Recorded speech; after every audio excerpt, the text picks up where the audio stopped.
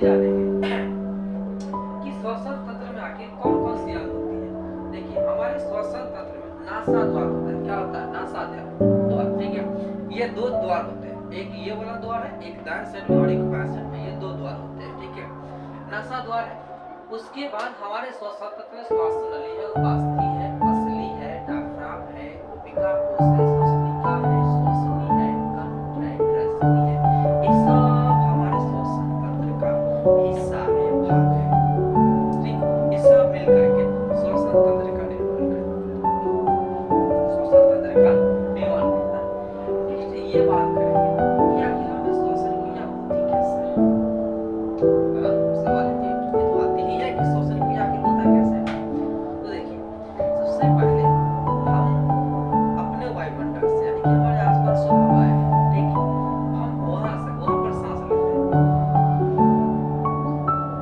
सांस लिए, सांस लेने में हुआ क्या? देखिए जब सांस लिए, ठीक है, तो हवा हमारे नासा द्वारा यानी कि नासिका में, ठीक है, और जब हवा जब नासिका में पहुंचती है तो हवा वहां पर छना जाता है। अब छना क्यों जाता है? पहले हमारे आसपास जो हवा है इसमें बहुत सारे अन्य गैसेज हैं। ठीक है, हमारे जो वायु है इसमें कई सारे गैसेज हैं और धूलकण भी मौजूद है, रोगाणु कीटाणु मौजूद है। ठीक है, अब ये सब क्या है? ये सब जो है हमारे लिए हानिकारक है, नुकसानदायक है। तो जो हमारा जो नाक के बाल है, यह हवा जैसे ही इसमें प्रवेश करता है तो उसको छान देता है। ठीक है, मैं ये नहीं कहता आपको पूरी तरह से छान देता, उसको नहीं कर देता है, ऐसी कोई बात नहीं है। ठीक, जो मोटे कण होते हैं हवा में मौजूद उसको वो छान देता है। ठीक, अब छानने के बाद जो है यह हवा यहाँ से जो है ये हवा होती हुई कहाँ पहुँचती है? तो ये पहुँचती है यहाँ पर। ठीक है, कंठ में। कहाँ पहुँचती है? कंठ में। ये वाला जो दिख रहा है ये हमारा कंठ है। क्या हमारा? ये कंठ है।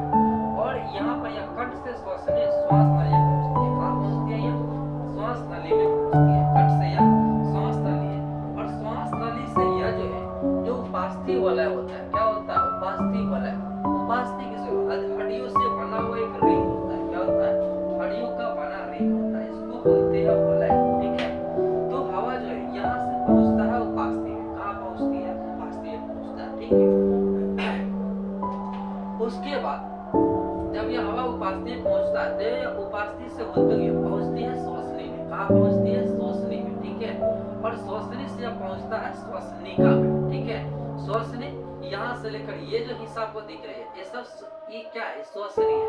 और यहाँ से यहाँ तक जो आपको डालियों की भांति दिख रही है ये सब श्वसनिका है। ठीक है, और ये जो है ये कुपिका कोश है। ये क्या है? ये जो गेंद के आकार का दिख रहा है, छोटे छोटे अंगूर की भांति, वैसा नहीं कि अंगूर खाने का इच्छा तेरे मन में जाग जाए। ठीक है, अब ये जो है ये गुब्बारे के भांति होता है। सच में ये गुब्बारे के भांति होता है। हवा जो है वो श्वसनिका से पहुंच करके निकल करके वो कुपिका कोश में पहुंचता है। कुपिका कोश जो है मैंने जैसे कि भी कहा कि कुपिका कोश जो है वो गुब्बारे के भांति होती है। ठीक है, जैसे उसमें हवा आता है तो वो गुब्बारे के भांति फूल जाता है। क्या होता है? गुब्बारे के भांति वो फूल जाता है। ठीक है, अब होती क्या है? हवा जो है वह जैसे यहाँ पर देखो, हवा जब यहाँ पर आती है तो ये जो डायफ्राम है, क्या है? जो ये डायफ्राम है, ठीक है, ये चपटा हो जाता है, यानी कि यह कुछ इस प्रकार की आकृति बना रहता है। ठीक, और जैसे यह चपटा होता है तो वक्ष गुहिका यानी कि ये जो दोनों पसलियां, ये वाला पसली और ये वाला पसली, ये दोनों क्या है? पसली है। पसली कहाँ पर है? यहाँ पर है। ठीक है, आप ऐसे करो, आपको पता चल जाएगा कि ये सब पसलियां है। ठीक है, अब इसी पसली की बात करें जो आपके यहाँ पर मौजूद है, ठीक इसके भीतर जो फेफड़ा मौजूद है। क्या मौजूद है? फेफड़ा मौजूद है। ठीक, जैसे ये डायफ्राम चपटा होता है तो ये जो वक्ष गुहिका ये फैल जाता है। क्या होता है? ये फैल जाता है। ठीक है, और फैलने के कारण में इसमें जो है कुछ रिक्त स्थान रह जाते हैं। क्या होती है? इसमें कुछ रिक्त स्थान बन जाती है। ठीक है, अब यहाँ पर जो बन जाता है उसको कहते हैं क्या? उसको क्या बोलते हैं? उसको बोलते हैं गुहिका। क्या बोलते हैं उसको? गुहिका। ठीक है, अब जो है यहाँ पर जो हवा आ गई है, यहाँ पर जो हवा आई है यह पहुंच जाती है फुफ्फुस में। यह कहाँ पर पहुंच जाती है? यह पहुंचती है फुफ्फुस में। ठीक है, और फुफ्फुस में जब हवा प्रवेश करता है तो वहां पर हवा को पूर्ण रूप से चूस लेता है। क्या करता है? वो हवा को पूरी तरह से उसको सोख लेता है। ठीक है, जब हवा को जब सोख लेता है तो उसके बाद होता है क्या? देखिए हमारे शरीर में जो रक्त है, ठीक है, वो एनी टाइम जो है आते जाते रहता है। हमेशा आप देहाती भाषा में खून कहते हो, इंग्लिश में उसको ब्लड कहते हैं, ठीक। तो ब्लड जो है वो हमारे शरीर में हमेशा चलता रहता है।